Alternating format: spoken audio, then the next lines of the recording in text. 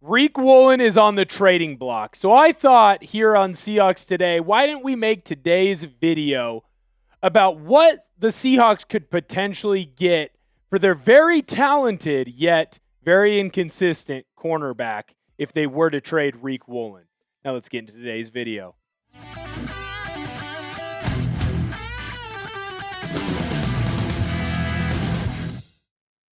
I'm your host of Seahawks Today, Will Ortner, and I want the most amount of luck possible for your Seattle Seahawks to get the best return possible. And the only way for us to get the most amount of luck possible is for you to go in and smash that thumbs up button and like the video.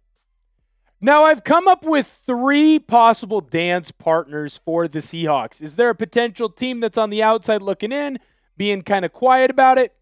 Yeah, maybe, but here in Chat Sports Dallas HQ, I immediately had 3 teams as soon as the Riq Woolen news dropped that came up to me and said, what do you think Seattle would take for them? And that was the Las Vegas Raiders, the New York Giants, and the Buffalo Bills. So I thought, why not have a conversation with our hosts here and come up with a video on what we could potentially get in Seattle.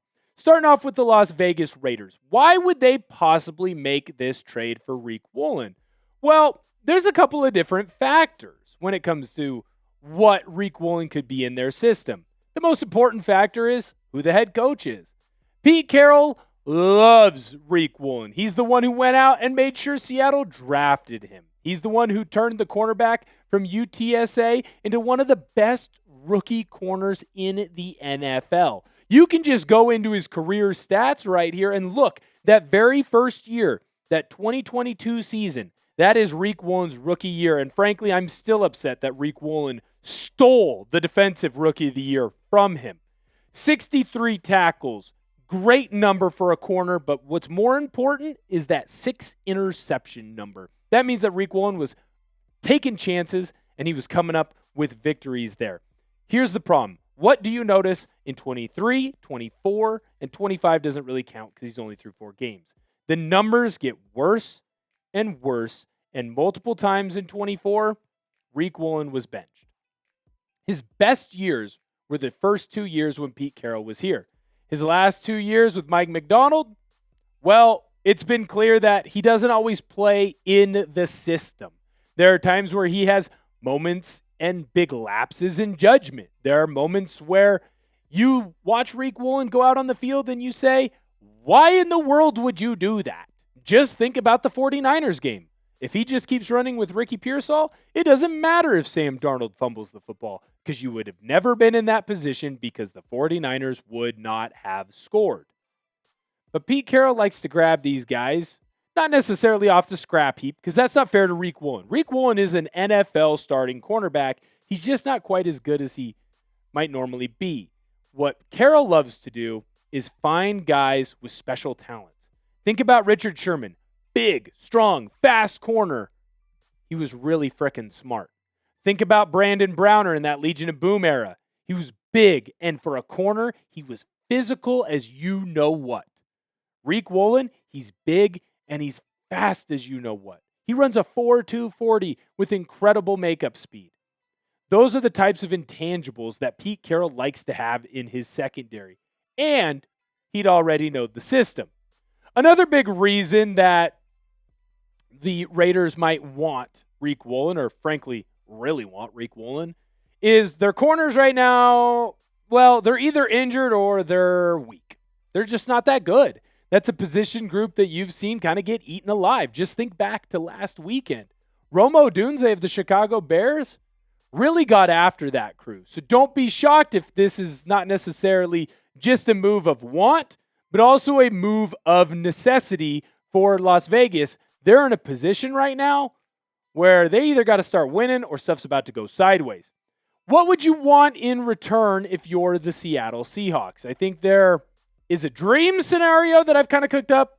There's a more realistic scenario, and then there's also Chat Sports Mitchell Renz's idea, who runs our Raiders report here. My dream trade scenario I've seen multiple times on Twitter. Frankly, this is kind of where I got the idea to do the video, and that's the Seattle Seahawks would trade away Riq Woolen, and then the Seahawks would receive Jackson Powers-Johnson.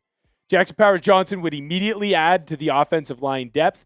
You could play him either at center or you could play him at guard. Now, when he was at Oregon, he did win the Remington Award for best center in all of college football. He was an All-American. The kid's been absolutely nails.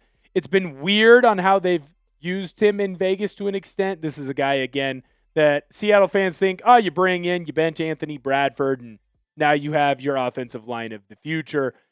I don't know that trade is going to be accepted by the Raiders because, well, Jackson Powers-Johnson is really good at football.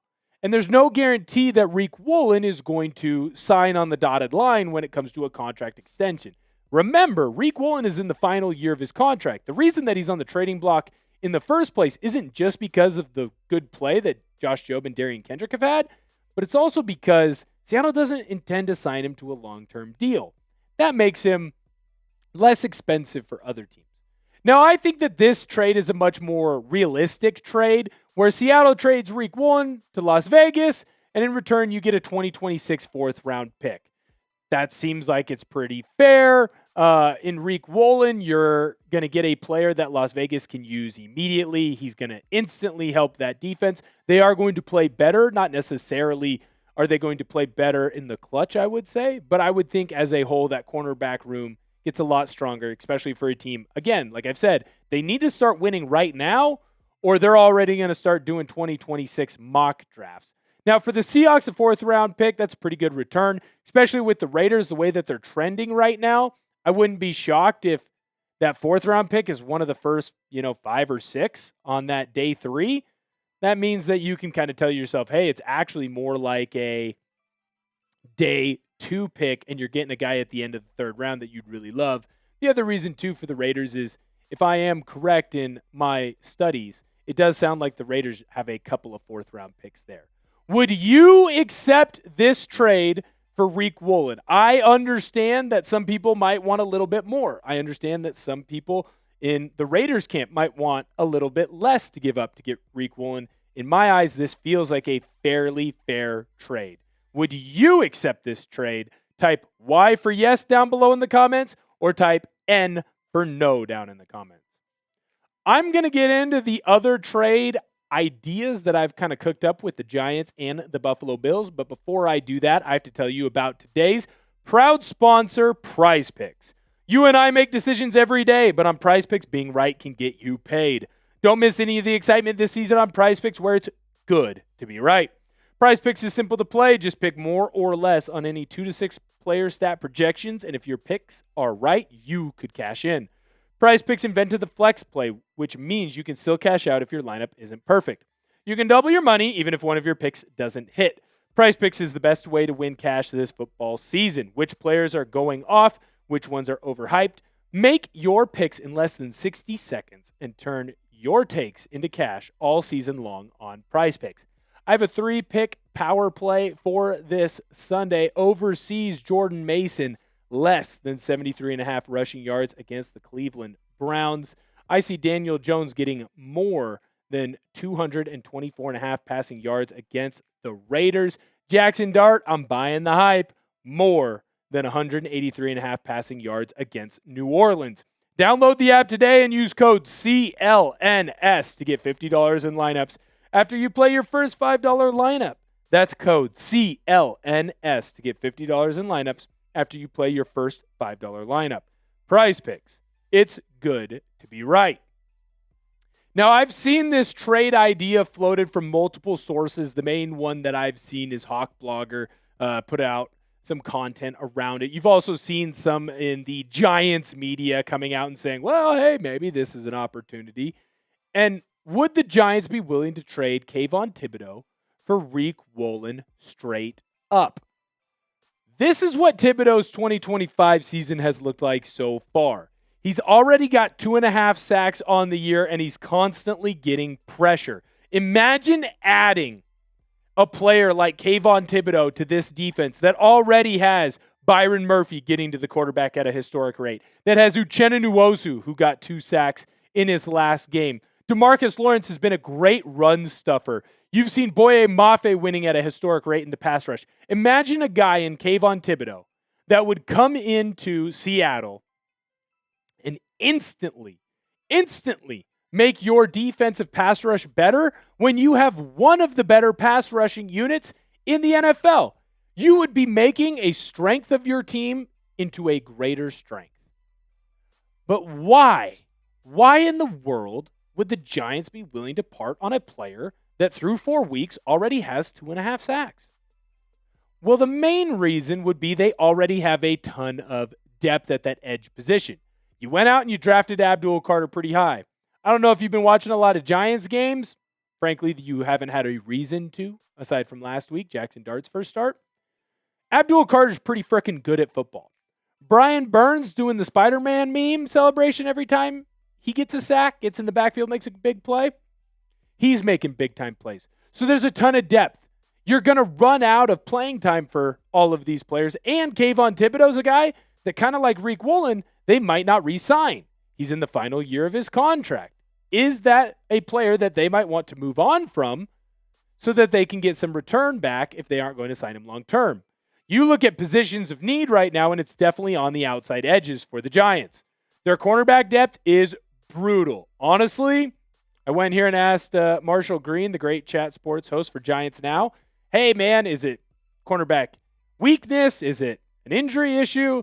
He flat out just said, our corners aren't good at football.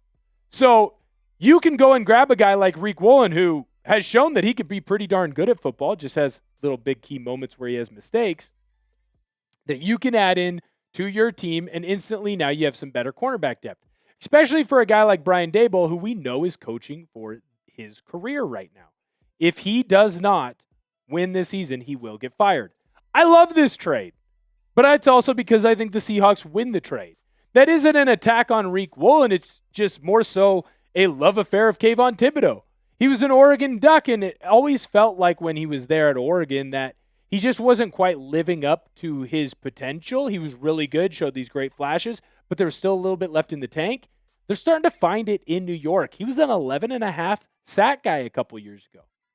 You would get a star edge rusher that everyone has been clamoring for, and you'd get him for the price of Riq Woolen instead of some of the trade ideas that were being floated around in the summer for Trey Hendrickson, where you're going to have to give up multiple picks. I love this deal so much that I don't think it's going to happen, because you'd instantly be told that the New York Giants got fleeced. They're not going to make this trade. They're not going to allow the Seattle Seahawks media or the national media come in and say Brian Daboll got fleeced for Riq Woolen. There's a little bit too much stink right now around Riq Woolen, which isn't necessarily fair to Riq Woolen. I still think he's a starting caliber corner in the league. He just got beat out because other starting caliber corners in the league are here in Seattle. Kayvon Thibodeaux has been awesome in New York. I don't know that they'd be willing to part with him for just Riq Woolen. The last team that we're going to talk about is the Buffalo Bills. This is the one that I think is the least likely because I really don't think that their trade package is all that great. Why would Buffalo trade for Riq Woolen? Well, it's pretty simple. You're dealing with a cornerback room much like you're dealing with in Las Vegas. The good corners, well, they're hurt right now, and the other corners aren't playing at a starting caliber level. It feels like if there is a weakness with this Buffalo Bills team, it isn't on the offensive side. It's on the defensive side, and some of it is because of injuries, but some of it is that cornerback room. Are you going to be able to hold down a superior passing attack in the NFL? Riq Woolen could be someone that comes in there and fixes some of those issues, especially if they play a lot of man coverage, which is where you would see Riq Woolen really excel. When you look at his PFF numbers, that's when he's at his best. Now, what could they offer? I went and talked to Smitty, the chat sports host for the Buffalo Bills channel, and I came out of that meeting a little disgruntled. When you look at what Buffalo would think about offering Seattle, it would be a 5th-round pick. So not even as high of a pick as we could potentially get from the Raiders. Mitchell Renz did even say that he would prefer it be a 5th-round pick for Riq Woolen. But here's the deal. A Las Vegas Raiders 5th-round pick, it's a lot better than a Buffalo Bills 5th-round pick. That 5th-round pick for the Bills, probably going to be at the end of the draft.